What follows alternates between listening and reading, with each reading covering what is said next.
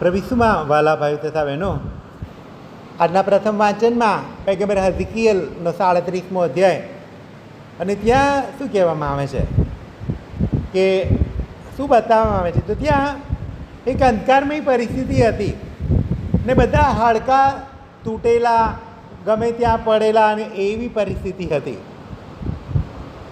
ઘણી બધી વખતે કદાચ આપણા જીવનની પરિસ્થિતિ પણ આવી જ અસ્તવ્યસ્ત અને આવી જ હોય, કદાચ અંધકારમય પરિસ્થિતિ. અને એટલે ઘણી બધી વખતે જીવનમાં શું થાય, તો નકારાત્મકતા એટલી બધી હોય કે દરેક બાબતમાં જીવન જ નકારાત્મક લાગે.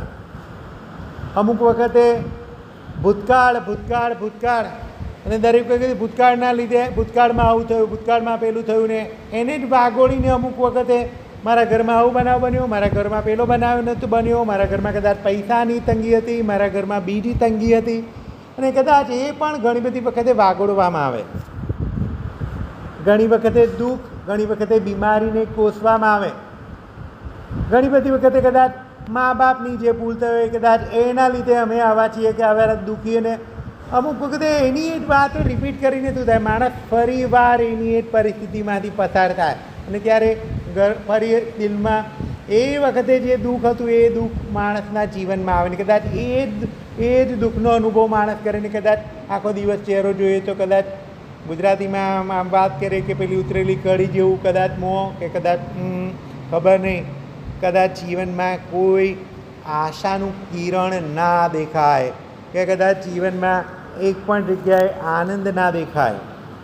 અને આ બધી નેગેટિવિટી ચારે તરફ ફેલાતી રહે, કદાચ આપણું જીવન અને એ જ પ્રમાણે ચાલતું રહે. આશંકાઓ, ડર, બીમારી ને એ બધું થાય. પણ આ બધા સાચી રીતે જોઈએ તો શું છે, પછી આગળ પ્રભુ પેલાને શું કહે છે, હઝકીએલને શું કહે છે, હઝકીએલ આ બધું દૂર થાય અને કદાચ આમાં નવું જીવન મળી શકે ખરું. અને હઝકીએલ કે પ્રભુ એ તો હું ના જાણું, એ તો તું જાણે છે. અને પ્રભુ શું કરે છે, ઓકે જે ઓર્ડર આપું છું ને એ જ પ્રમાણે કર. અને હઝકીએલ એ હાડકાઓને ઓર્ડર આપે છે, હાડકાં ભેગા થા, હાડકાં આમ થા, ને જે ઓર્ડર આપે છે બધું જેમ જેમ બોલતો જાય છે એમ થતું જાય છે. પ્રભુ આજે તમને ને મને પણ એ જ ઓર્ડર આપે છે કે તમારામાં પણ આવી જે ગંદકી છે, એ ગંદકી કે જે કાંઈ બીમારી છે, એ માનસિક બીમારી કે બીજી આ બધી બીમારી, એ ફેંકી દો. કદાચ આ દુઃખની બાબતો, આ મુશ્કેલીની બાબતો, આ જૂના ભૂતકાળ કે જે કદાચ જે કંઈ અંધકારમય પરિસ્થિતિ કે જે કંઈ દુઃખમય પરિસ્થિતિ છે, એને ભૂલીને નવું જીવન શરૂ કરો. એ આજે પ્રભુ આપણને સૌના માટે સંદેશો આપે છે. અને કે જે આ બધું ફેંકી દેવું જોઈએ, આ બધું દફનાવી દેવું જોઈએ, આ બધું દૂર ફેંકી દેવું, દૂર અડકેલી દેવું જોઈએ. એને વારંવાર રિપીટ કરવાથી કશો ફાયદો થવાનો નથી. અને એટલે પૈગંબર યશાયાના ગ્રંથમાં 43મો અધ્યાય કહે છે, શું કહે છે, ભૂતકાળની બધી વાતો ભૂલી જાઓ, પાછળનું બધું ભૂલી જાઓ, અને પુરાણી જે વાતો છે એ છોડી દો. આગળ શું કહે છે, જુઓ હું કંઈક નવું કરું છું. એ વાત કરે છે, જુઓ કંઈ હું નવું કરું છું. અને આખા ઘટનામાં એ જોવે છે, કદાચ અશક્ય બાબતોને પ્રભુ શક્ય કરે છે. આજે તમને ને મને પણ એ કહે છે, તમારા જીવનની પણ અશક્ય બાબતો છે ને એને શક્ય કરી શકું છું. એ પ્રભુ હું તમારી વચ્ચે હાજર છું. નehemiah ગ્રંથમાં 8મો અધ્યાય અને 10મી કડીમાં શું કહે છે, પ્રભુનો આનંદ એ તમારું બળ છે. દરેકમાં આનંદ માણવા માટે એ વાત કરે છે. પ્રભુનો આનંદ, મારા જીવનમાં પ્રભુને ક્યાં આનંદ મળે છે એ આપણું બળ હોવું જોઈએ. દરેક બાબતમાં વિચાર કરવાની જરૂર છે કે મને આવું કરીશ તો પ્રભુને આનંદ થશે કે કેમ. અને એ આપણા જીવનનું બળ હોય ને તો ભૂતકાળ ક્યાંય લાગુ પડતો નથી, ભૂતકાળ ક્યાંય રહેતો નથી. અને ત્યારે ભૂતકાળ ક્યાં નહીં રહેતો, જીવનમાં નિરાશા, હતાશા કે અંધકારમય પરિસ્થિતિ આવતી નથી. ત્યારે આપણા જીવનમાં દરરોજ નવીનતા જોઈ શકીએ જો પ્રભુ આપણું બળ હોય. પણ ખાલી એ જ કે મને તે દિવસે આવું થયેલું, તે વખતે મને એક્સિડન્ટ નડેલો, તે વખતે મને આ પ્રોબ્લેમ થયો, તો એનું એ જ ચાલુ રહે છે. માણસના મનમાં એટલી તાકાત છે ને હકારાત્મકતા તમે વિચાર કરો તો હકારાત્મકતા તમે એને ખેંચી શકો છો. તમે નકારાત્મક જ વિચાર કરતા રહો તો તમે નકારાત્મક જ ને તમે ખેંચી શકો છો. એટલે હકારાત્મક તરફ વળીએ. દર્શનના ગ્રંથમાં 21મો અધ્યાય 5મી કડીથી વાત કરે છે. જુઓ હું બધું જ નવું બનાવું છું.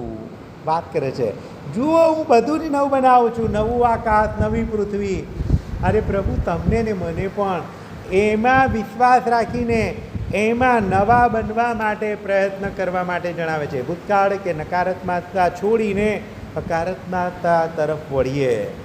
માર્કસ શુભ સંદેશમાં 5મો અધ્યાય પેલી 12 વર્ષથી પીડાતી સ્ત્રી, એની શ્રદ્ધા, એની જબરી શ્રદ્ધા. કેમ? કદાચ 12 વર્ષથી એકની એક પરિસ્થિતિમાં બીમાર છે, તકલીફ છે, બધું છે, પણ ત્યાં આગળ એ પરિસ્થિતિમાં એનામાં એ શ્રદ્ધા છે કે હું અને આ મળીશ ને મને સાજાપણું મળશે. બસ આટલા બધા ડૉક્ટરો, આટલા બધા વૈદ્યથી ભલે કશું થયું નહીં, પણ એને હું મળીશ તો મારા જીવનમાં સાજાપણું આવશે. એ શ્રદ્ધા જો આપણામાં હોય તો પ્રભુ આપણા જીવનમાં પણ એ પરિસ્થિતિ લાવી શકે છે. આપણા જીવનની પણ એ બધી અંધકારમય પરિસ્થિતિઓ, જે કાંઈ ભૂતકાળ, દુઃખ, મુશ્કેલી, એ બધું દૂર કરી શકે છે. વિશ્વાસ રાખવાની જરૂર છે, વિશ્વાસ રાખવાની જરૂર છે. ફિલિપીના ધર્મસંઘ પરના 3જો અધ્યાય સંત પાઉલ ત્યાં 13મી 14મી કડીમાં શું વાત કરે છે? જે પાછળનું બધું, જુઓ હું પાછળનું બધું ભૂલીને નવું પામવા માટે આગળ વધી રહ્યો છું. ત્યાં સંત પાઉલ એના જીવનની પરિસ્થિતિ યાદ કરે છે. સંત પાઉલ એના જીવનની પરિસ્થિતિ યાદ કરે છે. એક વખત તો એ વિરોધી હતો, એ એકદમ નકામું જીવન જીવતો હતો, ખરાબ જીવન જીવતો હતો, પ્રભુની વિરુદ્ધ કામ કરતો હતો, આતંકવાદી જેવું કામ કરતો હતો. તમે આમ કરો છો ફંડામેન્ટલિસ્ટિક બનીને બીજાઓને ભૂંસી નાખવા માટે, જે ખ્રિસ્તીને અનુસરતા એ બધાને એ ભૂંસી નાખવા માટે પ્રયત્ન કરતો. પણ જ્યારે પ્રભુનો અનુભવ થયો ને ત્યારે એ બધું ભૂલી જાય. પછી એ યાદ નહીં કરતો હું આવું કરતો હતો. પછી એ પ્રભુના માટે શું કરી શકું એ જ એના જીવનનો ધ્યેય બની જાય છે. એ પછી ભૂતકાળ ભૂલી જાય છે. આજે તમને ને મને પણ એ કહે છે જે ખરાબ છે એ બધું ભૂલીને નવું ચાલુ કરો. ખરાબ છે એ બધું ભૂલીને નવું ચાલુ કરો. ખબર ઈર્મિયાના ગ્રંથમાં 29મો અધ્યાય 11મી કડી તો એ શું કહે છે? એ વાત કરે છે હું તારા ભવિષ્યની યોજના હું જ જાણું છું, બીજો કોઈ નહીં જાણતો. તારા ભવિષ્યની યોજના મને એકલાને ખબર છે. પ્રભુ આજે તમને ને મને પણ એ જ કહે છે કે તારા ભવિષ્યની યોજનાઓ મને ખબર છે. કે ઘણી બધી વખત કદાચ એ અંધકારની પરિસ્થિતિમાં પણ પ્રભુ દીવો સળગાવી શકે છે. કદાચ એ લાજરસ મૃત્યુ પામ્યો ત્યારે બધું પરિસ્થિતિ બદલાઈ ગઈ, પણ એ અંધકારની પરિસ્થિતિમાં પણ જ્યારે માર્થા અને મરિયમ કહે છે કે અમને ખબર છે કે તું જ પુનરુત્થાન છે, અમે એ શ્રદ્ધા રાખીએ છીએ, ને ત્યારે પરિસ્થિતિ બદલાઈ જાય છે. પરિસ્થિતિ બદલાઈ જાય છે. આજે આપણા જીવનની પણ એ દુઃખને દુઃખ વાગોળવાની જગ્યાએ કદાચ પ્રભુ મારા જીવનમાં પણ કંઈક નવું કરી રહ્યો છે. જો એ રાખીએ તો કદાચ પ્રભુને આપણા જીવનની બધી જ યોજનાઓ ખબર છે. કેમ? પેલાને કહેજે આ કોના પાપે, એના કે એના મા બાપના પાપે એ માણસને આ બીમારી લાગુ પડી છે. ત્યારે પ્રભુ શું કહે છે? એના માટે નહીં, પણ તમે બધા ઈશ્વરનો મહિમા જોઈ શકો એટલા માટે.